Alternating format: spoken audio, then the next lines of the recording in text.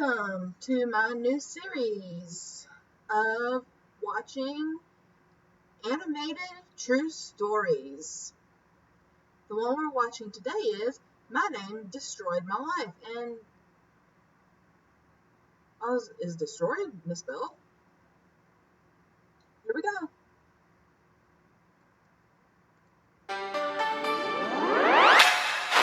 Hi, my name is Katie. I have a story to tell that's really embarrassing, but fun and inspiring as well. I decided to change my whole life on the day that my pants ripped open. You heard it right. They ripped right up while I was bending over to grab a candy bar that I dropped in the grocery store. A lot of people laughed and looked over at my cart, which was filled with sweets and snacks. Thank goodness that I saw my friend Ned there. He took off his jacket so I'd have something to cover my butt. That's when I realized that I was getting too fat for my clothes. But before I go on, let me start at the very beginning. I grew up with my dad. My mom left when I was just a baby, and she used to be a beauty queen. Once when I was very young, my dad told me that my mom wanted to remain a princess and that she wasn't ready to be a mother. That was hard to hear. I wanted and needed a mother. I know that. Why can't you be a princess and a mother? My dad tried to do his best, but there are some girl things that he never really understood. Then one time when I was around 13 years old, I found some of Mom's stuff in the attic. It was a box full of trophies and sashes. There was even a rusty crown there. When I put it on my head, I pretended to be a beauty queen. It felt nice. I also saw a picture of her there. She was so beautiful. I wish I looked like her. Unfortunately, I look like my dad. Not to say that my dad was ugly or anything, he's just average looking. Acidic drinks take minerals from enamel. Pronamel puts them back. Protect your enamel. And so am I.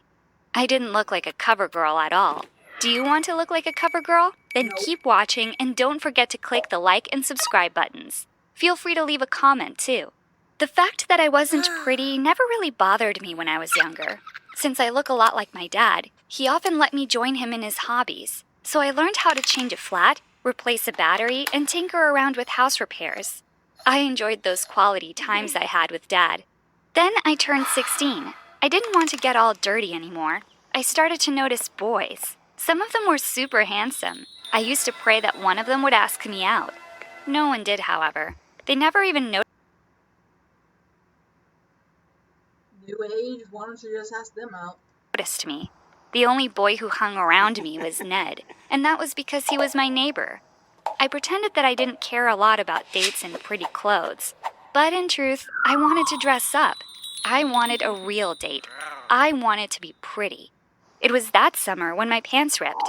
That's when I decided to change my image. I didn't want to look like a stuffed sausage in my clothes. I was going to be noticed by the cute guys.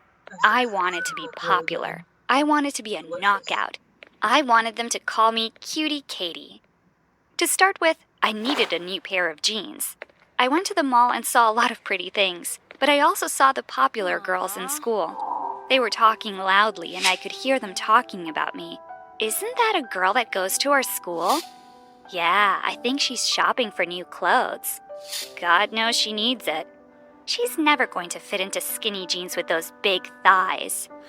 Most of them laughed. I tried not to mind them, but I could feel their eyes watching me as I picked out some clothes to Big thighs are healthier for you. try out. Sadly, they were right. None of the nice clothes fit me. I was just too chubby. I honestly know how this girl feels because I am thick. I am chubby. Majority of clothes, I always went to the store with my mom. Majority of the clothes that I got would not fit me. I was never going to look like them if I didn't lose any weight first. So I formed a plan. And for my plan, I needed a coach. I called Ned. In fairness to Ned, he never laughed. Not once. He put on a very serious face and asked me just one question before agreeing. Why do you want to lose weight? He asked. I told him the truth. I told him that I wanted to be pretty like my mom. Ned nodded his head and decided to help me out. He did a lot of research. He said that I had to cut down on a lot of things that I ate. I also needed to exercise. I agreed. I knew it was going to be hard, but I was determined. If I really wanted to lose some weight, I'd have to say no to cakes, pies, and ice cream. The night before my actual diet, Ned said that he I'm a diabetic, so I had to say no to that anyway. had a surprise for me. He tied a blindfold around my face and led me to my bedroom. When I finally saw what was in front of me, I almost cried. All my favorite things to eat were there. If you're really dead set on your diet, Ned told me, think of this as your farewell feast. So we had a blast that night. We watched old movies and ate Spectrum Mobile. At $14 a gig, just pay for the data you use. I'm sorry, there's nothing our way through the night. The next day, the real work began. I woke up really early to meet Ned outside.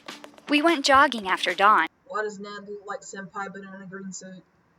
It was a nice time for the two of us. The whole neighborhood was quiet, and I think I got to know more about Ned than ever before. But after just a few minutes, I was already huffing and puffing. Exercising is a lot of hard work. Pretty soon, sweat was pouring down my face, and I had a stitch on my side. Ned cheered me on until we finished our jog. I was super tired and craving breakfast by then. I printed some recipes for you to try out, Ned said. This morning, you can have an egg white omelet for breakfast. Suddenly, I heard a gurgle from my stomach. It sounded like the word no. Yes, Ned replied. He kneeled on the floor until he was face to face with the pooch on my tummy. I'm sorry, stomach. Katie said that we have to get rid of you, and this is the best way to do it. My stomach grumbled again. No. We both laughed. The noises from my belly sounded like real words. I was hungry, but I was also proud of myself. I was sure that I was going to be pretty and skinny soon. It went on like that for a few days. During that time, I was also sticking to my carefully planned meals and daily exercise routines. It would have been unbearable if Ned wasn't there. He tried to get my mind off my hunger by constantly taking me out for brisk walks outside. One day, we saw something that made me totally forget about my hunger. There was a big poster outside the mall. There was going to be a local beauty pageant for teenagers, and it was in 2 weeks. I shrieked at Ned and pointed to the sign. This is it, I said. I have to enter that pageant. Ned didn't agree at once. First off, he told me that it was in 2 weeks, which meant that they probably had contestants already. Second, he reminded me that my dad was against beauty pageants because of my mother. But I didn't see it that way. I figured that if I continued to get fit, I could win. And even if I didn't win, people were bound to notice how great I was starting to look. I could be popular in time for school. I bugged Ned all day to help me. Finally, he gave in. He called the organizers and found out that they could still take last-minute contestants. But there was a catch. I was too late for a lot of things, like beauty shots and pictorials. There were already 22 girls who joined in the previous years. I was going to be at a disadvantage. I didn't know a thing about beauty pageants. Instead of being discouraged, I became more determined. Adrenaline was pushing my body to work and exercise more. I ate my low-carb meals without complaining once. Meanwhile, we had to think of a talent for me to showcase. It was a part of the pageant, along with a question and answer Here's a tidbit about me. I love to sing. portion and a swimsuit competition. So I rushed in with all the requirements, especially with the official photos. My photographer wasn't all that interested in taking nice shots of me. I guess it's because I wasn't as pretty as the other girls. It didn't help that the lights in his studio started to flicker and die out while I was having my shoot. I heard him say it after he opened his electrical panel. That's why the lights went out. The circuits are fried. Luckily for him, I knew exactly what to do.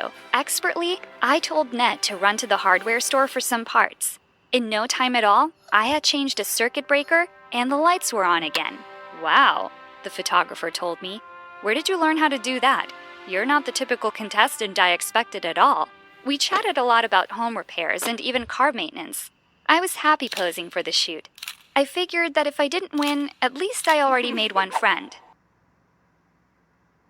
I think she's pretty, even before she lost weight. I attended all the last-minute rehearsals. All the girls were so pretty and chummy with each other. When we weren't practicing walking around the stage, I was just in the corner of the room chatting with the light and sound technicians, hoping that I didn't look totally out of place. Finally, I was ready as I would ever be. It was the day of the pageant. Ned and I went to the hotel, lugging all my stuff around. There were a lot of mothers and daughters there looking absolutely stunning. And then there was me, looking like I definitely didn't fit in. I wanted to back out then. What was I thinking? I couldn't compete with all those girls. Everyone was prettier than me. But someone was calling out my name. It was time to get ready. Ned gave me a big hug and said that he would be cheering the loudest from the audience. I bet he was the only one who was going to be cheering for me. I was starting to feel scared and queasy. I realized that I hadn't eaten anything that day. I went to the dressing room with all the other girls. I was the fattest one there. Even with my hair done and face full of makeup, there was no mistaking the fact that I wasn't going to stand out. I was just too plain looking. Some of the girls were looking at me with barely concealed arrogance. They knew I wasn't any kind of competition at all. What the hell was I doing here? "It's showtime!" Someone cried out backstage. We were about to come out. Suddenly, I felt an excitement I never felt before. Even if I wasn't as pretty as everyone there, I was the prettiest that I would ever be. I felt a rush and wanted to walk on stage with a strut and my head held high. Maybe this is what my mom used to feel. The bright light hit me the moment I stepped on the stage. The crowd was cheering. I couldn't believe what I was hearing. Were they actually clapping for me or for the girl in front of me? I faced the flashes from the cameras and posed. I was having a great time. I didn't know that it would be so much fun. After the first walk, we had to quickly change out of our dresses into our talent costumes. I couldn't sing, dance, or twirl a baton, so Ned and I decided that I could change a flat tire. My props were ready on the stage. I came out in overalls. Again, the bright light followed me around. Instead of a baton, I twirled a wrench. Instead of walking around in high heels, I rolled a new wheel in. When I was done, the cheers were deafening. Then it was time for the swimsuit competition and the question and answer portion. After that, the results would come out. We all walked back on stage. Most of the girls were wearing their bikinis. I wasn't confident enough about my tummy pooch, so I wore a one-piece. But it was still the skimpiest thing I'd ever worn in my life.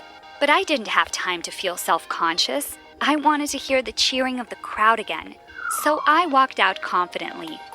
Then somebody handed me a microphone. "Hi, Katie." The host greeted me with a mic of his own. "How are you today?" "I'm a bit nervous," I admitted.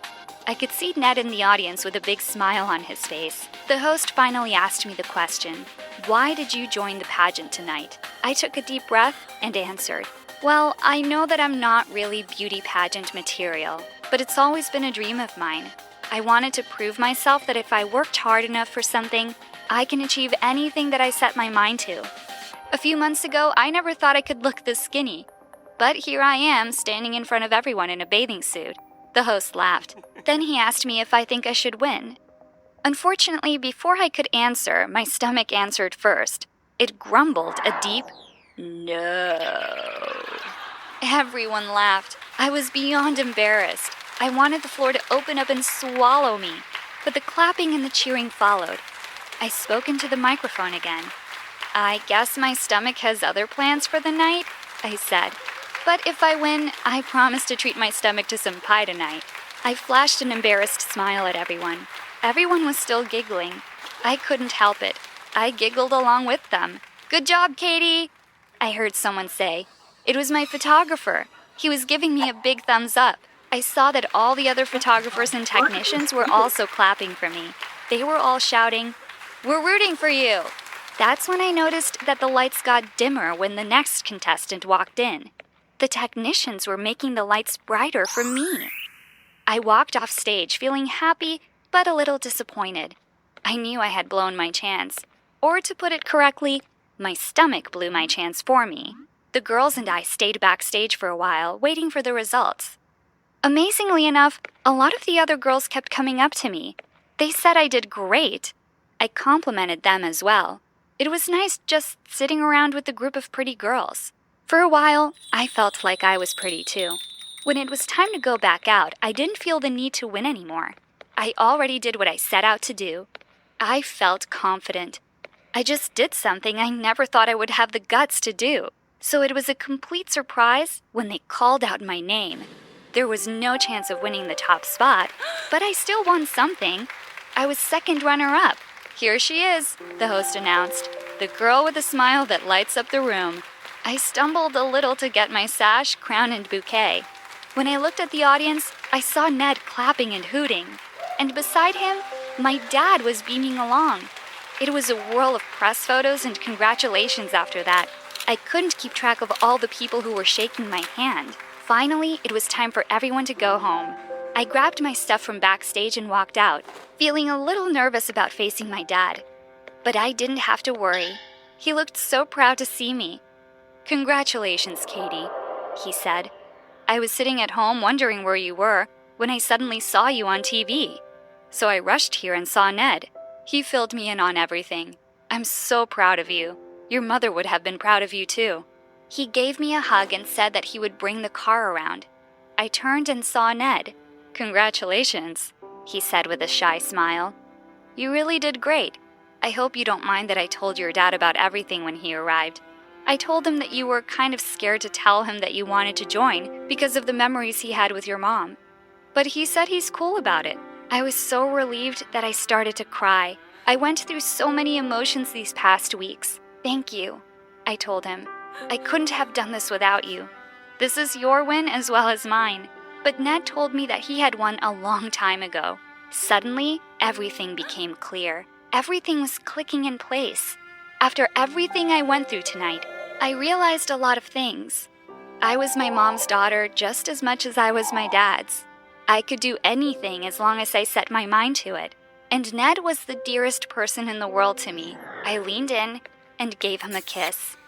Ned blushed and asked why. "Because you saw me when no one else did," I replied. With that, we walked to my dad's car, holding hands. Oh. Wait, that's it?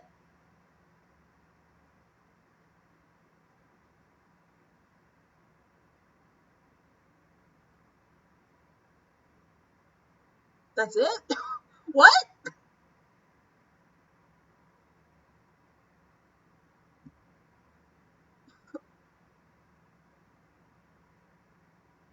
Seriously? How did your name destroy your life?